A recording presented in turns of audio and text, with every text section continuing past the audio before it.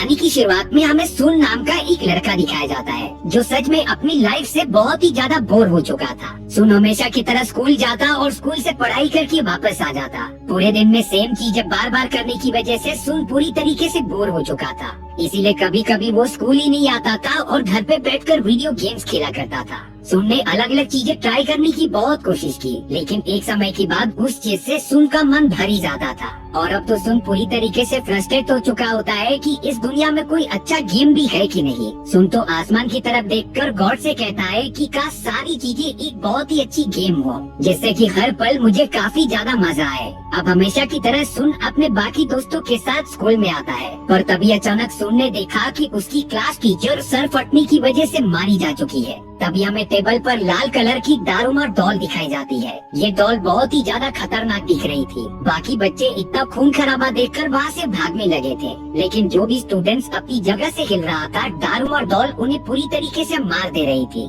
एक एक करके स्टूडेंट्स बड़ी बेरहमी तरीके से मारे जा रहे थे। सुन तो ये सारी चीजें देखकर एकदम शॉक रह जाता है, क्योंकि अब उसे लगने लगा था कि शायद उसने जो गॉड से मांग की थी वो उन्होंने पूरी कर दी है। लेकिन सुन ने किसी की जान लेने जैसा गेम के बारे में सोचा ही नहीं था। अब जो भी स्टूडेंट्स अपनी जगह से हिल रहे थे, दारूमार डॉल उनकी बॉडी को ब्लास्ट करके उन्हें मार दे रही थी। फिर वो दारूमार डॉल कुछ सेकंड्स के लिए दूसरी तरफ घूमकर गाना गाने लग जाती है, और गाना खत्म होने के बाद वो जब भी स्टूडेंट्स की तरफ मुड़ेगी, तब अगर उसे कोई भी स्टूडेंट्स हिलते हुए दिखाई दिया तो वो उसे मार देगी। कई सारे स्टूडेंट्स इसी तरीके से खत्म हो जाते हैं। यहाँ सुन का एक दोस्त खड़ा होता है, जिसे कि शायद सारी चीजें समझ में आ चुकी है। वो बाकी स्टूडेंट्स को बताता है कि ये एक गेम है और हमें कैसे भी करके बिना हिले उस दारूमार डॉल के पीछे लगे गए बटन को बंद करना होगा, नहीं तो ये खतरनाक डॉल हमें इसी तरीके से मारते रहेगी। कितने स्टूडेंट्स को तो कुछ समझ में ही नहीं आता और वो डायरेक्टली उस दारूमार डॉल के बटन को दबाने के लिए चले जाते हैं। तब तक गाना खत्म हो चुका था और वो डॉल उनकी तरफ मुड़ जाती है, जिसके बाद हमें पता ही है कि उन स्टूडेंट्स के साथ क्या हुआ होगा। पूरा क्लासरूम लाल कलर का हो जाता है। इतना ज्यादा कत्लेआम इस दारूमार डॉल ने मचा दिया था। एक स्टूडेंट तो डायरेक्टली बटन को बंद करने के लिए उसके सामने चला जाता है, पर वो भी मारा गया। अब क्लास के अंदर सिर्फ सुन और उसका एक दोस्त मौजूद होता है। वो दोनों गेम पूरी तरीके से समझ चुके थे, इसीलिए ज्यादा हिल नहीं रहे होते। अब यहाँ सुन के दोस्त ने बताया कि उस डॉल के पीछे एक टाइमर भी लगा है, और अगर वो 1 मिनट के टाइमर से पहले हमने उस डॉल का बटन नहीं दबाया तब वो हम दोनों को ही मार देगी। सुन को कुछ नहीं समझ रहा था कि वो क्या करे। अगर डॉल ने उन्हें हिलते हुए पकड़ लिया तो वो तुरंत ही उसे मार देगी। इसीलिए अब सुन के दोस्त ने उसे आइडिया दिया कि मैं नीचे झुक जाऊंगा और तुम मेरे पीठ पे से कूद के उस डॉल की बटन को बंद कर देना। हालांकि शुरुआत में सुन इस बात के लिए मना करता रहता है, लेकिन अब 30 सेकंड से भी कम का समय बचे रहने के कारण सुन को ये करना ही पड़ा। वो तुरंत ही अपने दोस्त के पीठ पर पाँव रख के कूद जाता है और उस दारूमार डॉल के मुड़ने से पहले उसके पीछे का बटन दबा देता है। सुन को लग रहा था कि सब कुछ ठीक हो गया, अब वो डॉल किसी की भी जान नहीं लेगी, लेकिन उस दारूमार डॉल ने तो एक्टिवेट होकर सुन के दोस्त को तुरंत ही खत्म कर दिया। दरअसल वो डॉल सबसे पहले बटन दबाने वाले इंसान को ही जिंदा छोड़ेगी, बाकी सभी लोग मारे जाएंगे। सुन तो जल्द से जल्द क्लास से बाहर भागने लगा था, और तभी सुन की टक्कर इचिका नाम की उसकी एक दोस्त से होती है। इचिका भी बहुत ही ज्यादा डरते हुए वहाँ से भाग रही थी। तब जाकर इचिका ने सुन को बताया कि ये दारूमार डॉल के मौत का खेल सभी क्लासेस में चालू है, और जिस क्लास में इचिका मौजूद थी सारे स्टूडेंट्स में से सिर्फ वही बाहर निकल पाई है। लेकिन सुन नहीं समझ पा रहा था कि उसने ये सारी चीजों के बारे में तो कभी बोला ही नहीं था। अब सुन पुलिस वालों को कॉल लगाने की बहुत ज्यादा ट्राई करता है, लेकिन वहाँ बिल्कुल भी नेटवर्क ना होने के कारण वो दोनों कहीं और से बाहर निकलने लगे थे। अब सुन और इचिका को पता चला कि सारे दरवाजे बंद हो चुके हैं, जिसकी वजह से वो भागते भागते बास्केटबॉल एरिया में पहुंच जाते हैं। तभी उन दोनों ने वहाँ पर देखा कि कई सारे स्टूडेंट चोरों की कॉस्ट्यूम पहनकर वहाँ खड़े हैं, और जमीन पर लिखा है ही दी कैट बेल। अगले ही मोमेंट पे जमीन के अंदर से एक बहुत ही बड़ी कैट बाहर आ जाती है, जिसने वहाँ मौजूद सारे स्टूडेंट्स पर एक एक करके हमला करना स्टार्ट कर दिया था। वो बड़ी कैट इतनी ज्यादा खूंखार थी कि वो कई स्टूडेंट्स को डायरेक्टली मुंह के अंदर डाल के खा जा रही थी। सुन और इचिका भी कुछ समझ नहीं पाते और अपनी जान बचाकर यहाँ से वहाँ भागने लग जाते हैं। लेकिन तभी सुन ने देखा कि उस कैट की गले पर बास्केटबॉल का नेट लगा हुआ है, और साइड में ही कैट की बेल पड़ी थी जिसके ऊपर काउंटडाउन चालू था। सुन को समझ आ चुका होता है कि शायद से हमें ये बेल बास्केटबॉल नेट में डालना पड़ेगा, तब जाकर ही ये कैट शांत होगी। अब ये काम स्कूल की बेस्ट बास्केटबॉल प्लेयर ने करने का डिसाइड किया। किया। वो बेल को लेकर जैसे ही उस कैट के नेक में डालने गया, वो कैट अपने हाथ से बेल को जोर से मारती है, जो सीधा उसी स्टूडेंट की बॉडी पर लग के उसे दीवार के अंदर घुसा देती है। अब तो स्कूल का बेस्ट बास्केटबॉल प्लेयर तो मर चुका था, यानी कि वो बड़ी सी कैट बेल को नेट में जाने से बचा सकती थी। अब तो सुन का दिमाग पहले से बहुत ही ज्यादा खराब हो चुका था, लेकिन अब इचिका ट्राई करती है उस बेल को नेट में डालने के लिए, लेकिन उस बड़ी सी कैट ने इचिका को जमीन पर गिरा दिया था और उसके ऊपर अपना नुकीला पंजा मारने ही वाला था। तभी अचानक सुन चोहे की पोशाक पहनकर उसके सामने आ जाता है। सुन ने नोटिस किया था कि जिस स्त्री भी चोहे की कॉस्ट्यूम पहने है, उनकी तरफ बिल्ली अट्रैक्ट होती है और हमला नहीं करती है। इन सारी चीजों की वजह से इचिका की जान जाने से बाल बाल बज रही थी। वो कैट तो सुन से बातें करने लगी होती है कि मेरे पीठ पर खुजली हो रही है, इसीलिए वो स्टूडेंट जिन्होंने चोहे के कपड़े पहने थे, वो बिल्ली के पीठ पर जाकर अपना हाथ घुमाने लगे थे, जिससे कि उस बड़ी बिल्ली को काफी अच्छा लगता है और वो गहरी नींद में सो जाती है। अब यहाँ उन सभी के पास एक गोल्डन अपॉर्चुनिटी थी कि वो बास्केटबॉल को नेट में डाल दे, पर जब ये काम सुन करने जा रहा था तब बाकी स्टूडेंट्स उसे आकर ये करने से रोक देते हैं। उन्हें लग रहा था कि जिस तरीके से डार्माडोल के बटन दबाने के लिए एक ही आदमी जीत सकता है, उसी तरह अगर सुन बास्केट कर देगा तब उसके अलावा सारे लोग मारे जाएंगे। इन्हीं आपस में झगड़ों की वजह से अब तो वो बड़ी सी बिल्ली जाग चुकी थी, जो अपने नुकीले पंजों की मदद से बाकी प्लेयर्स को मारती रहती है। लेकिन यहाँ सुन और इचिका ने एक प्लान बनाकर पहले से ही रखा था। वो दोनों कैट को कंफ्यूज करने के लिए अलग अलग जगह पर भागते रहते हैं और अब उनके हाथ में दो बॉल्स थी। एक के अंदर होता है नॉर्मल बॉल और एक के अंदर होती है वो बेल। सबसे पहले इचिका ने अपना बॉल नेट की तरफ फेंका, जिसे कि वो कैट दूर फेंक देती है, लेकिन वो सिर्फ एक बास्केटबॉल था और इसी मौके का फायदा उठाकर सुन अपने हाथ में लिए हुए बेल को नेट की तरफ फेंक देता है। पर अफसोस सुन का निशाना चूक गया था। बेल पे लगा हुआ टाइमर खत्म ही होने वाला होता है। तभी अमाया नाम का एक स्टूडेंट तुरंत उस बेल को लेकर बड़ी से बिल्ली के नेट में डाल लेता है,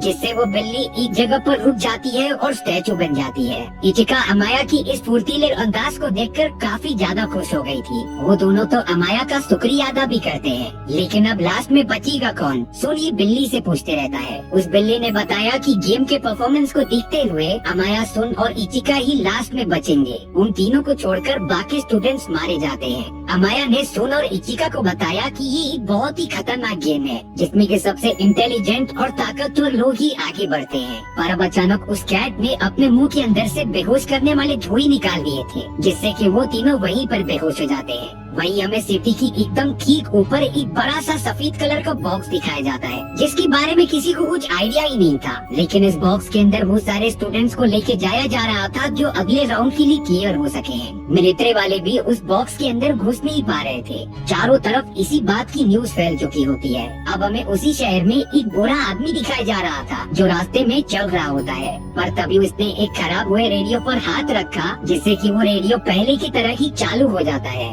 यानी कि वो गरीब कोई नॉर्मल इंसान नहीं था, जरूर उसका भी इस गेम से कुछ रिलेशन हो। ये तो हमें आगे पता चलेगा। अब सुन ने जब अपनी आंखें खोली तब वो अपने आप को व्हाइट कलर की जगह पर पाता है। सुन के सामने तो ताकुमी नाम की उसकी बचपन की दोस्त मौजूद थी। साथ ही साथ उस कमरे में अलग अलग स्कूल के बच्चे भी मौजूद होते हैं, जिन्होंने गेम के लेवल को क्लियर किया था। उस रूम में तो एक सबसे इंटेलिजेंट बच्चा भी होता है, जिसने नेशनल चेस चैंपियनशिप जीती थी। सभी मानते थे कि वो लड़का किसी भी टाइप की क्वेश्चंस का आंसर दे सकता है। पर अब अचानक उस कमरे के अंदर कुछ डॉल्स आ जाती हैं, जो बहुत ही डरावने वे में उन सभी से बातें कर रहे थे। डॉल्स ने बताया कि हमें तुम्हारे साथ एक गेम खेलना है। हम एक एक करके सभी की आंखों पर पट्टी बांधेंगे और उनके चारों तरफ घूमकर गाना गाते रहेंगे। गाना खत्म होने के बाद उस स्टूडेंट को ये बताना पड़ेगा कि उसके पीछे वाले हिस्से में कौन से फेस वाला डॉल मौजूद है। स्टूडेंट ने सही जवाब दे दिया तो वो नेक्स्ट लेवल में जाएगा, और अगर गलत जवाब दिया तो तुरंत ही मारा जाएगा।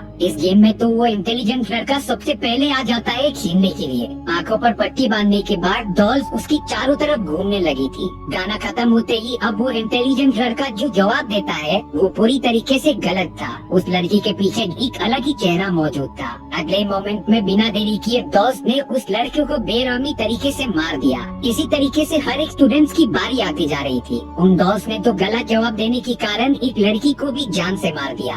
अब बारी थी सुन की। सुन के भी आग पर पट्टी बांधकर वो डॉल्स चारों तरफ घूमने लग जाती हैं गाना गाते हुए। रुकने के बाद वो सुन से जवाब पूछ रही थी कि तुम्हारे पीठ के पीछे कौन सा चेहरा मौजूद है। सुन यहाँ पर सोचता रहता है लेकिन अपना जवाब जल्दी नहीं देता। तभी अचानक टाइम अप की आवाज आने लगी थी। डॉल्स ने कहा कि तुमने टाइम से पहले जवाब नहीं दिया, इसीलिए तुम अब मरने वाले हो। पर तभी सुन ने अपने जेब से कुछ निकाला और बताया कि ये आवाज मेरे मोबाइल से आ रही है। मैंने शुरुआत के स्टूडेंट्स की सारी बातें रिकॉर्ड कर ली थी, यानी कि अभी भी मेरे पास टाइम मौजूद है। सुन ने अपने पीठ के पीछे मौजूद उस डॉल्स की आवाज सुन ली थी, जिससे कि वो अपना जवाब एकदम सही देता है। और अब सुन ने ये गेम जीत लिया था, इसीलिए वो सारी डॉल्स छोटी होकर नीचे गिर जाते हैं। वो सब तो अजीब तरीके की चाबी में बदल गई थी। सुन और टाको में उन चाबियों को लेकर जल्द से जल्द उस रूम से बाहर निकलने लगे थे। पर तभी उन्हें एक दूसरा लड़का दिखाई देता है जिसका पीछा एक खतरनाक डॉल कर रही थी। वो लड़का भागा भागा सीधा सुन के पास आ जाता है, क्योंकि एक साथ रहने पर वो डॉल उन्हें कुछ नहीं करेगी। सुन को तो अब इचिका भी मिल गई थी, जो भागते भागते वहाँ आ चुकी होती है।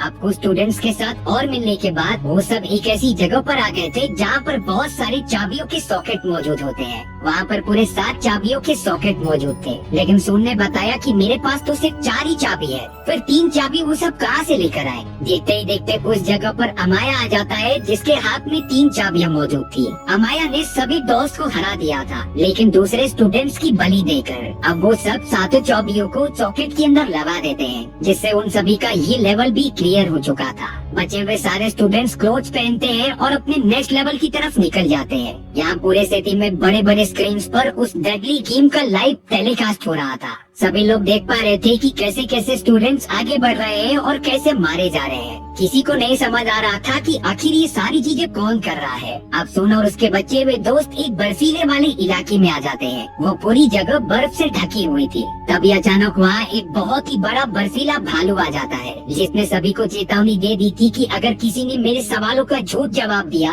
तब वो मारा जाएगा। जो सही जवाब देगा सिर्फ वही आगे जाएगा। सुन और बाकी स्टूडेंट्स इन सारी चीजों के लिए रेडी हो चुके थे। अब उस भालू ने सबसे पहले पूछा कि तुम सभी का सबसे फेवरेट फूड क्या है। सभी लोग एक एक करके अपने पसंदीदा फूड का नाम बताने लगते हैं। और तभी वो भालू कहता है कि तुम में से कोई तो है जो झूठ बोल रहा है। बाद में पता चला कि जो लड़का डॉल से डरकर भाग रहा था, उसने ही अपने फेवरेट फूड का नाम गलत बताया है। और अब उस भालू ने बड़ी निर्दयी तरीके से उस लड़की की जान ले ली थी। सुन और बाकी सब इस बात से काफी ज्यादा डर जाते हैं। अब बारी थी दूसरे सवाल की। उस बर्फीले भालू ने सभी से पूछा कि कौन कौन सुन को लाइक करता है। कुछ देर बाद टाकुमी, अमाया और इचिका ने कहा कि मैं लाइक करती हूँ। हालांकि वो 2 लड़के तो किसी दूसरे स्कूल में पढ़ते थे, इसीलिए वो स्टूडेंट सुन को जानते ही नहीं है, इसीलिए पसंद करने की बात ही नहीं होती। सबका जवाब सुनने के बाद वो बर्फीला भालू कहता है कि तुम में से कोई तो है जो झूठ बोल रहा है। अगर तुम सब टाइम खत्म होने से पहले खुद ही पता लगा लोगे तब मैं सिर्फ उसे ही मारूंगा, नहीं तो तुम सारे लोग बहुत बुरी तरीके से मारे जाओगे।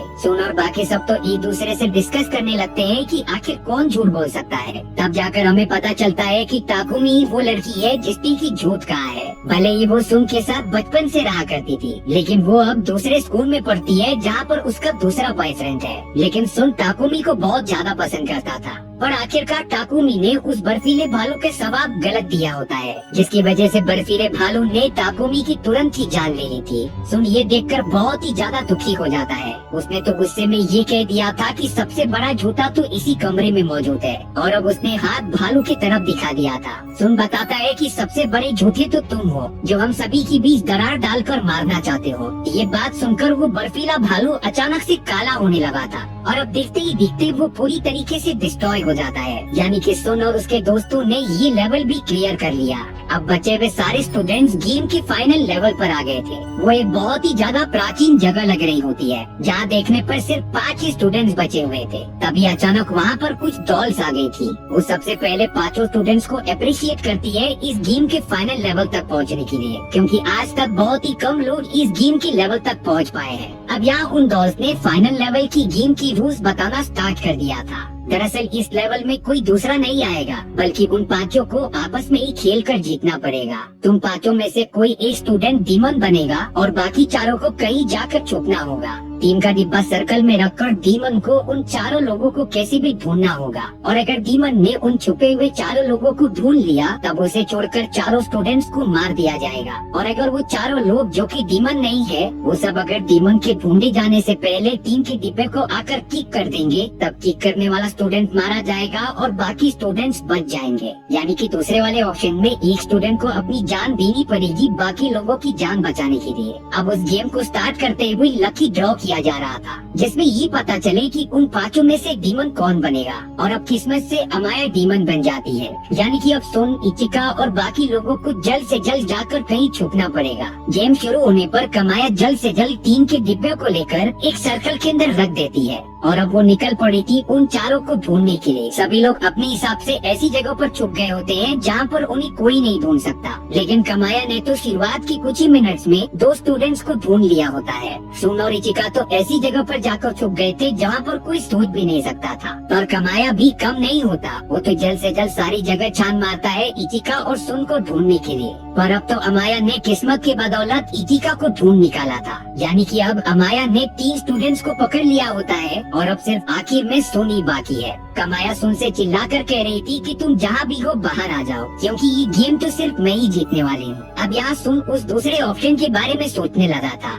अगर वो जाकर कैन को अमाया से पहले किक कर देगा तब बाकी सारे स्टूडेंट्स की जान तो बच जाएगी, लेकिन उसकी जान हमेशा के लिए चली जाएगी। लेकिन इस समय सुन अपनी जान की फिक्र किए बिना बाकी स्टूडेंट्स को बचाना चाहता था। यहाँ इचिका जो बाकी 2 स्टूडेंट्स के साथ जेल में मौजूद थी वो सुन से कहते रहती है कि हमें पता है कि तुम बहुत ही ज्यादा अच्छे हो, लेकिन तुम्हें हमारे लिए अपनी जान खत्म करने की कोई जरूरत नहीं है। तुम जहाँ हो अपनी जगह पर छुपे रहो। लेकिन सुन इतनी आसानी से हार नहीं मानने वाला था। सुन ने तो अपने बॉडी पर लोही का आर्मर पहन लिया होता है और अब वो अमाया के सामने आ गया था। अमाया तो सुन पर हंसते रहती है कि अब तुम भी मारे जाओगे। अमाया को तो सिर्फ सुन का वो कॉस्ट्यूम हटाकर उसका चेहरा देखना था और कैन पर पैर रखकर उसका नाम लेना था, जिससे कि वो ये गेम बड़ी आसानी से जीत जाएगी। लेकिन यहाँ सुन ने अपने लोहे की आर्मर में से एक जंजीर निकाली और अमाया के बॉडी से फंसा दिया। दरअसल सुन का प्लान कुछ और ही होता है। वो अमाया को मारना नहीं चाहता था, बल्कि अपने आर्मर के जंजीर की मदद से उसे एक जगह पर फंसा कर रखना चाहता था। अब यहाँ सुन ने जब देखा कि अमाया उसके जंजीर से फंस चुकी है तब वो अपने भारी भरकम आर्मर को लेकर पानी के दूसरी तरफ कूद जाता है, और अब अमाया के बॉडी से जंजीर लगी रहने की वजह से वो भी उसके साथ पानी में खींची चली गई थी।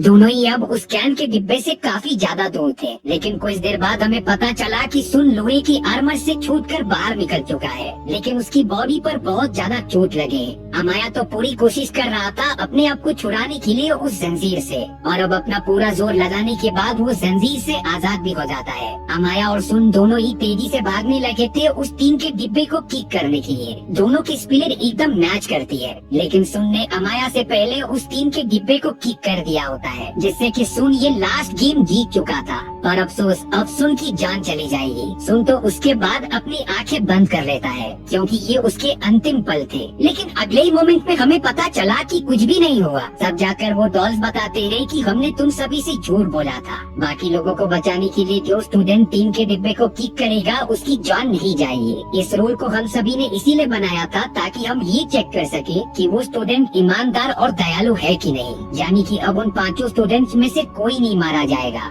सुन ये आखिरी गेम भी जीत चुका था। वो डॉल्स तो उन सभी को बधाइयाँ देकर 2 हिस्सों में बढ़ जाती है। डॉल्स के अंदर डिलीशियस आइसक्रीम्स रखी हुई थी जिसे निकालकर वो 5 स्टूडेंट्स खाने लग जाते हैं। चारों तरफ जश्न का माहौल हो चुका था क्योंकि शहर वालों को अपने 5 चैंपियंस मिल गए थे जिन्होंने सारे गेम्स को क्लियर किया। लेकिन आइसक्रीम खाने के बाद सुन ने उसके स्टिक पर देखा तब वहाँ उसका नाम लिखा हुआ था। ऐसा ही सेम अमाया की भी स्टिक पर लिखा होता है। लेकिन अफसोस की बात थी कि इचिका और वो 2 स्टूडेंट्स के स्टिक पर कुछ भी नहीं लिखा होता। तब जाकर उन दोस्त ने बताया कि इस गेम में से 2 ही विजेता हो सकते हैं। सारे गेम्स को एनालाइज और उनकी किस्मत समझने के बाद सुन और अमाया ही इस गेम की विजेता है। अब उन तीनों स्टूडेंट्स को बड़ी बेरहमी तरीके से मार दिया जाता है जिसके अंदर इचिका भी शामिल थी। सुन बहुत ही ज्यादा दुखी हो गया था। भले ही उसने सारे गेम्स जीत लिए लेकिन इन सारी चीजों की वजह से उसके कई सारे दोस्त अब मारे जा चुके हैं। वहाँ अमाया तो प्यार से अपनी आइसक्रीम खा रहा था क्योंकि उसके शुरुआत से ही कोई दोस्त ही नहीं थे,